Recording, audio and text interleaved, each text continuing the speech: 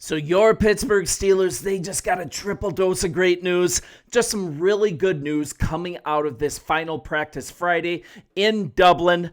We're looking at players like DK Metcalf and Patrick Queen that kind of took some time off. Patrick Queen is fully healthy from that oblique injury. Darius Slay, he is fine. But the two most important players that I want to share with you, we're talking about Joey Porter Jr. He put in a limited session. Looks like all arrows are pointing up to him actually getting back into the game this weekend.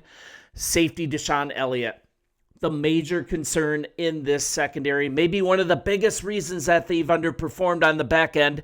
He put in a full practice. It looks like he's completely good to go from that knee injury. I'm going to get into some of the other more spotty news, not so good news in a little bit, but let's talk about these two starters, right? We've got cornerback Joey Porter Jr. and safety Deshaun Elliott. They are participating in practice and ramping up toward this game against the Minnesota Vikings overseas. So if you remember Porter, he had the hamstring injury, Elliott a knee, both pretty much at the same time, both listed as limited participants on Wednesday, but it's gone through on Friday. So much encouragement here, and you might very well see this secondary at full strength. And even better, in the meantime, you guys have brought on a guy like Jabril Peppers to pair up with Elliott in the back on the back end. You're not going to look at a guy like Juan Thornhill carrying the water. Jabril Peppers is such a good addition to this team, and you saw some fruit of it already on this first game against the New England Patriots that he played in the black and yellow. Man, he just really balled out here. So kind of looking at this too, you're looking at as well, talking about Cole Holcomb, right? Talk about sky-high expectations for a part of the defense. That really was a huge expectation for the middle linebacker position, right? We're looking at coming into the season with Patrick Queen, second-year player, Peyton Wilson. They are supposed to be like the dynamic duo at the middle linebacker position, right? So many high hopes. But guess what? The run hasn't been stopped. The defense has greatly underachieved. That plan's kind of gone out the window, but there's some really good news. We are looking at the emergence of Cole Holcomb. Now, you guys know this guy. He has been out for a long time, but now his play has been an absolute standout. Terrell Austin, he acknowledged that Cole Holcomb's play has really dictated that a starting change is happening, that a different lineup is going to be put out with Cole Holcomb being the emphasis over Wilson. This is what Austin had to say. It went good. I think Cole deserved it. He's been working his tail off to get back. And this is after missing 2 years. Absolutely nasty knee injury. What a knee injury to miss over a full year. It's been forever, and I think he was kind of an afterthought coming into the season. Hey, if he's healthy, we would love to see him. But he kind of played a little bit the first 2 games. But you guys watched last week. The second that he came into the game, he provided a spark. He forced a fumble on the team's first defensive series. You can say that part of it was Ramondre Stevenson just forgot to hold on to the ball. But Cole Holcomb, he absolutely provided that spark that was needed. And this is a player who's a pursuit guy, right? Absolutely great tackling skills, and he's also a ball hawk. He causes turnovers. He causes sacks. This guy is just such a blessing to have back on your team, and I think this defense is going to be way better because of it. A little more. He gives a different element. He's a downhill thumper. So it was good. Terrell Austin didn't totally give a full endorsement, but from him, that is a huge compliment for Cole. So now we're looking moving forward. He's going to be on the field way more. He might not start for the rest of the season. I mean, he did start in New England. You might not see him always start, but you're going to see him in major situations that he's going to be the guy in the field. Both him and Wilson might share some starting duties alongside Queen for the remainder of the season. But you look at an injury or something happens, what an insurance policy. And personally, I think he should be the starter over Wilson. If you remember back in the day when he came to Pittsburgh, he was one of the most prized free agents on the market at the time that the Pittsburgh Steelers signed him.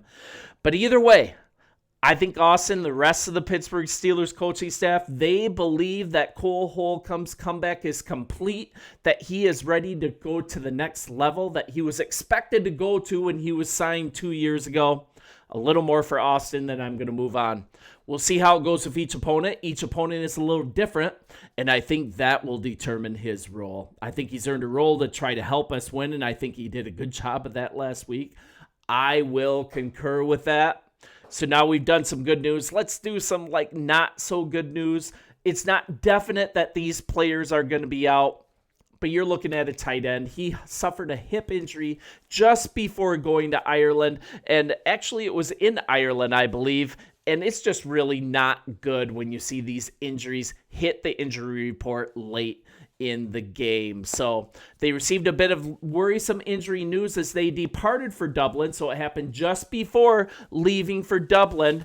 And this is for the International Week 4 matchup with the Vikings and the Steelers. They are going to need absolutely every horse they can get because this defense is brilliantly schemed. This is going to be the toughest defense that they face yet this year. So we're looking at the final practice before the flight, and you did have some rest days like DK Metcalf, some other guys, but not so great. Marked on the injury report with a late hip injury. And this is when John was starting to find his footing with the new organization. And he was one of the big offseason acquisitions, right? Targeted multiple times in every game.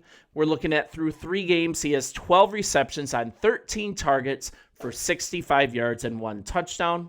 1 reception over 20 yards as well. And that's really kind of a sign of how the offense has really failed to push it down the field. They seem to be playing like a conservative Art Smith offense. Nothing new to us. We have seen it in previous years. I think they need to push the ball way more. And judging by what they're facing with the Minnesota Vikings, they're going to have Jordan Addison back to full strength after his suspension. I think he's passed out in his car at LAX. So never mind. That's crazy that you're a professional athlete and you don't hire a driver. It's absolutely insane to me. You're just going to pass out in your car at the airport. But anyways, the Steelers are searching for a proven wideout outside of DK Metcalf. I think you're looking at Calvin Austin's bond with Aaron Rodgers is actually looking to be unique, is looking to be legit. I think you found your number 2 receiver, but you really need Jonnu Smith there to further stretch the field. And it really only hurts what offensive coordinator Arthur Smith wants to do, right? He's a huge fan of Jonnu Smith. He's coached him in multiple organizations. A huge reason why they went out and got Jonnu Smith, and they want to utilize this tight end against probably a stingy Minnesota defense. I hope he's healthy. There's still some time, but we can still take some solace in Deshaun Elliott returning, Joey Porter Jr. returning, most likely. I got to talk about Jaylen Warren as well, because this might kind of shift what the Pittsburgh Steelers are going to do, and this might get Caleb Johnson out of the doghouse and onto the field. I want to see that kid play. I still think he's an immense talent, and it's just crazy. You get in Mike Tomlin's doghouse, and it's hard to get out. That special teams gaffe was absolutely brutal. But come on, man. You drafted him early for a reason. It's time to get him on the field. And we're looking at Warren going through drills with a sleeve on his leg. He's been heavily involved, and this would be a big loss because he's not only the leading rusher on this team, he's also the leading receiver. So on 43 carries so far, he's recorded just 132 yards. That comes to an average of only 3.1 yards per attempt. That in itself might say, hey, give Caleb Johnson some shots at this to run the ball. But one of the reasons that he's in the game, this is a guy who racked up 99 receptions over the past 2 seasons. He has 11 already through 3 games, 142 yards, and a touchdown. That makes him the Steelers' leading receiver. 142 yards should not be your team's leading receiver, by the way, after 3 games. I digress. No word yet on the severity of his injury. We'll see if Jaylen Warren is locked and loaded and ready to go. But I would love to see Caleb Johnson get some playing time on the field. The guy runs powerfully. I think he's the best pure runner on this team. He's just got to get better at pass protection and receiving the ball. That's one of the reasons that Kenneth Gainwell has gotten so much traction in this offense. So let's see how the offense continues to grow and progress. I was going to say blossom, but that's not very manly. So we'll see how they continue to grow and come into their own. And then kind of the last piece of bad news, Alex Highsmith, he is not going to be traveling. He hasn't traveled with the team to Ireland. Still working back from that high ankle strain. But with that, you're looking at a really nice replacement, Nick Herbig. I think he's one of the linchpins to this defense. And he was against the Patriots. He had a sack, a forced fumble, 2 tackles in the game. It is so great to have Nick Herbig back. I think you guys are in good shape. And I'm going to continue to be here on the daily with an outsider's view of your Pittsburgh Steelers. Good luck in Ireland. Can't wait to watch the game. And I would love to see you guys beat the Minnesota Vikings. That would be really sweet. And I think it would be the biggest victory of the year. Get after Carson Wentz. He'll make mistakes. Go ahead. I hope he's feeling aggressive. The Pittsburgh Steelers defense will take advantage of that. So let me know in the comments what you think. I'll talk to you soon, and see you in Ireland.